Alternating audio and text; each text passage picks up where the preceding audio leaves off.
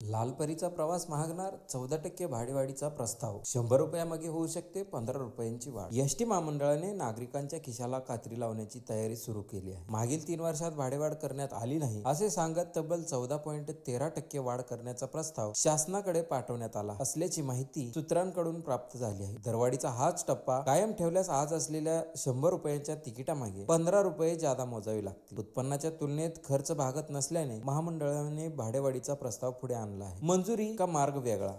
27 November 2021 रोजी ticket दरवाढ झाली होती. आता सुरुवातीला 12.36% दरवाढ करण्याचा प्रस्ताव शासनाकडे महामंडळाचे वाहतूक विभागाने पाठवला होता. महामंडळ स्तरावर खलबते झाल्यानंतर त्यात वाढ करण्यात आली असल्याची माहिती झाली आहे. हा प्रस्ताव 14.13% एवढा वाढवण्यात आला आहे. शासन 12.36 ला की 14.13% दरवाढीच्या प्रस्तावाला मंजुरी देते. यातून दुसरा मार्ग काढला जातो. याकडे सर्व प्रवाशांचे लक्ष लागून आहे. असेच नवनवीन व्हिडिओ पाहण्यासाठी MSRTC मराठी या YouTube चॅनलला सबस्क्राईब करा, जेणेकरून अपडेट व्हिडिओ लगेच पाहायला भेटतील. धन्यवाद.